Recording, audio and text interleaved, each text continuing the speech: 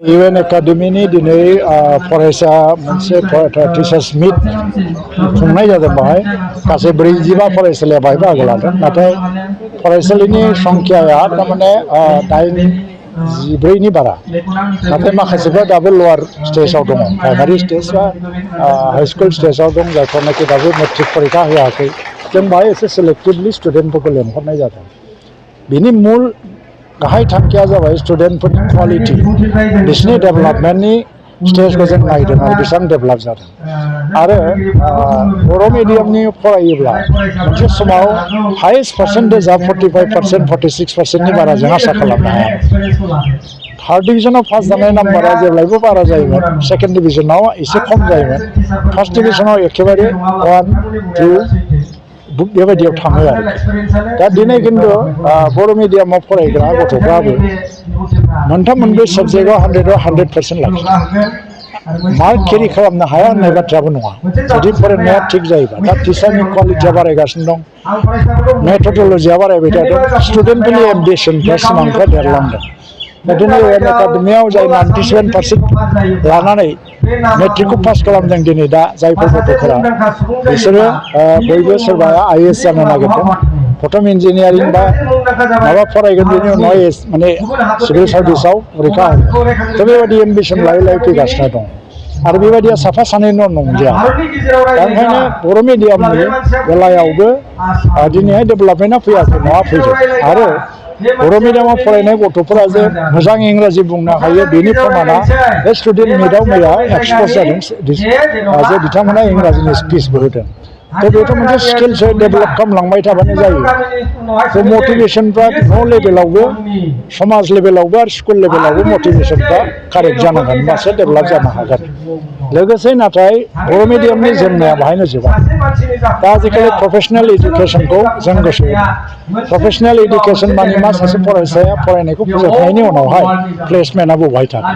थ' प्लेसमेन्टनि सुबिदा दंना गैया? बिजनेस खालामनोबा बिजनेसनि माबाखौ माने बाहाय फोरोंनाय जादों ना जायाखै, जे बिजनेसखौ बोरै खालामो, आर्ट अफ बिजनेस। मिउजिकआव थांनोबा, स्पर्ट्सआव थांनोबा, बेबायदि फिटनेस बा केपाबिलिटिफोरखौ जों डेभेलप खालामनो हागोन ना हायाखै? थ' बेफोर गासैबो बाथ्राफोरखौ नायजोबनानै जोङो शिक्षाखौ होलांनो गोनां जादों। आरो आं सानो जे बेबायदि इडुकेसना बर' मिडियामनि गेजेरजोंबो फैगासिनो दङ। आरो बेवहाय हयतोबा जोङो फैगौ समफ्राव माखासे दिपक बर'नि जि बर'नि न'खरा जोबोद गोरिब, बेखौ आं मिथिगौ। आरो बिथाङा फरायनायाव जाहाथे खुनु आख' फाख' जाया, हजोंनि जि इउएन एकाडेमि कमिटि, लकेल MLA आरो सिभिल ससाइटियाबो बेनि सायाव रायज्लायनानै बिथांखौ फरायनायाव जेरैबो बिथिंनिफ्राय हेल्प होनो थाखाय आवगायबोगासिनो दङ। आरो अलरेडि माने बरमानि मोनसे कलेजआ बिथांखौ फरायसा हिसाबै लाबाय, फ्रि एडुकेसन, फ्रि एडमिसन। लोगोसे आंबो मिनिस्टार हिसाबै साक्सेसफुल सानै स्टुडेन्ट 97% लानानै पास खालामदों।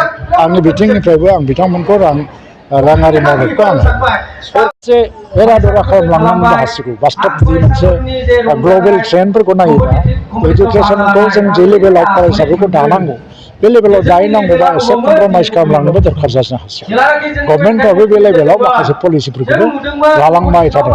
थ' बेनिखायनो दिनै आङो कंग्रेसुलेसन होगोन जायफोर फरायसाफ्रा 97% लानानै पास खालामदों। आरो बिसोरनि एम्बिसना ओरैबायदि हाइ, बिसोर UPSC एग्जाम माने होगोन, IAS जानायनि बाथ्रा, आरो इन्जिनियार फरायगोन, IAS फरायगोन, IAS एग्जाम होगोन। बे माबाखौ सिमांफोरखौ बिसोर होदों। नाथाय बिसोर खुब गोरिब न'खरनि, जों बयबो बिथांमोनखौ हेल्प खालामलायनो हायोबा बिथांमोना साक्सेसफुल जागोन। फरायसाफोरखौ माखासे सानस्रि आरो मोनसे जोंनि माने माबा आरोखि सानस्रिजों लोगोसे जोंनि बर' फिल्म बेखौ लाखिनो थाखाय जोङो बिभिन्न रोखोमनि पदक्षेप लायो। बेबायदिनो टिचार मिटखौ जों दाखालि दिनाव खालामदोंमोन। ओमफ्राय जों दा स्टुडेन्ट मिट सेकेन्ड टाइम थाखाय बे जादों। जोंनि इउएन एकाडेमि बर्डआ माखासे डिसिसन लादों जे जोङो बोसोरनैनि परनो जोङो गासै इउएन एकाडेमि फरायसाफोरनि मिट लायो देग्लाय 45टा इउएन एकाडेमि फरायसाफोरा बाहागो लादों टटेल फरायसा हिसाबै जों बेवहाय नुनो मोन्दों 531 आरो बेनिफ्राय गोबां फोरोंगिरिफोर फैफादों 97 सार्टिफिकेट आरो बेवहाय कम्पिटिसन खालामो आरो बिभिन्न पार्सनेलिटि टेलेन्ट बेजों लोगोसे जोङो माखासे जोंनि रोंगौसा व्यक्तिफोरखौ लानानै बिथांमोननि सायाव माखासे मटिभेसनजों बाथ्रा बुङो फेरेल ड्रिल कालचार प्ले आरम्भ खालामनानै जोङो गोबां जोङो बिथांमोननो प्रग्राम होयो आरो प्रग्रामा रेसपन्सआ जोबोर मोजां जादों आरो बेजों लोगोसे आसामनि गेजेराव देग्लाय हाइस्ट जे बर' बिजोङाव इउएन एकाडेमि फोलेरनिफ्राय जे मोननो हादों सानै फरायसा बर' आरो दीपक बर' बिथांमोनखौ जों लेंहरनानै दिनैहाय दा फेलिसिटेसन होदों।